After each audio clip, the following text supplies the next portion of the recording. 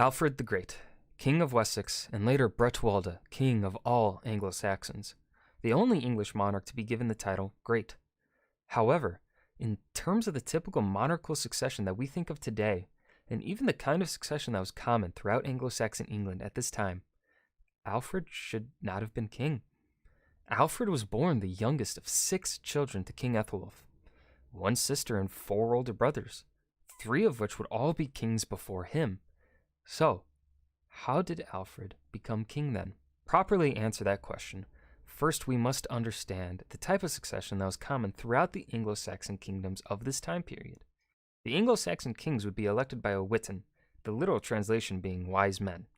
The witan was typically composed of the most important people in the kingdom, those being relatives of the king, aldermen, also known as civil and military administrators of county, archbishops, bishops, abbots, and landed aristocracy. The witan was not restricted in who they could choose to succeed the king. Anyone with the right influence and wealth could essentially become the next king. They also did not just have the power to elect the king, but they could also unelect a king.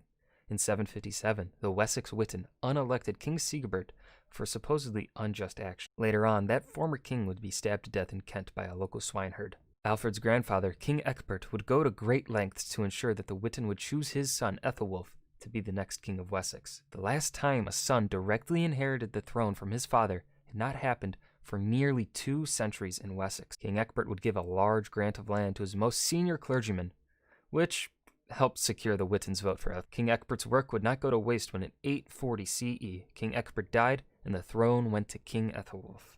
In the year 855 CE, King Ethelwulf and his youngest son Alfred would go on a pilgrimage to Rome. Before he left, he granted his 2 eldest surviving sons, Ethelbald and Ethelbert, control over halves of the kingdom. Ethelbald would rule over the kingdom of Wessex, while Ethelbert ruled over Kent and the southeast. When Ethelwulf returned from Rome, however, Ethelbald refused to return the crown of Wessex. Instead of fighting his own son for his kingdom, he agreed to split the kingdom in half. Ethelbald got to keep Wessex while Ethelwulf spent the rest of his years ruling Kent. In 858 CE, King Ethelwulf would die. Ethelbald kept the kingdom of Wessex and Ethelbert became king of Kent once more. For much of history, King Ethelwulf has been viewed in a rather negative light, but recent historians have begun to change that narrative. King Ethelwulf is now seen as one of the better Anglo-Saxon monarchs, having laid the foundations for Alfred's later success. The kingdom of Wessex was now split between brothers, the western half ruled by Ethelbald and the eastern half ruled by Ethelbert. This divide would only last 2 years, though. In 860 CE, Ethelbald would die with no children, and he had named his heir Ethelbert, as they seemed to have a rather good relationship. And so, in 860 CE, the kingdom of Wessex was once again unified under King Ethelbert. King Ethelbert would live and rule Wessex for another 5 years until his death in 865. Ethelbert also had good relations with his 2 younger brothers, Ethelred and Alfred, and when he died, the kingdom in its entirety passed down to Ethelred.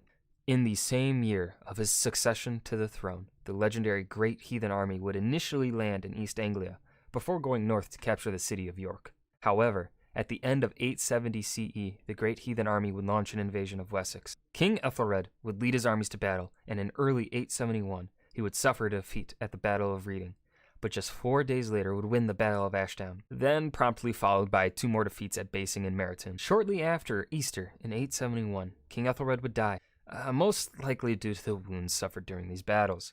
King Ethelred did have 2 sons when he died, but they were merely infants. And so, in 871 CE, Alfred would be named King of Wessex and would spend much of his reign holding back Viking invaders and balancing the politics of his realm so that he could build towards his dream of a unified England. Hey guys. Well, I hope you enjoyed that video. I just finished editing it, and yeah. I don't know how well this video is going to do because this is my first attempt at original content. So yeah. I hope you guys enjoyed. If only a few of you have decided to watch this video, thank you. If somehow this video actually does good, also thank you.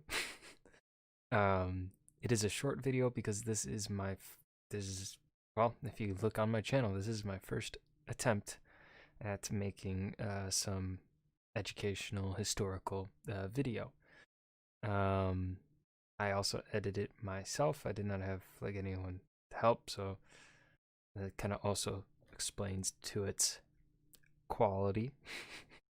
But yeah, I would like to do more content like this in the future. It just really depends on if you guys, watch it.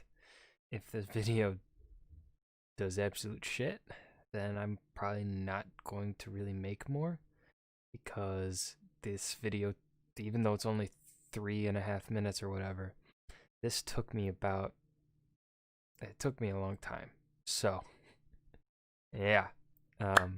Anyways, for those that have decided to even watch this little bit here at the end, thank you for enjoying the video.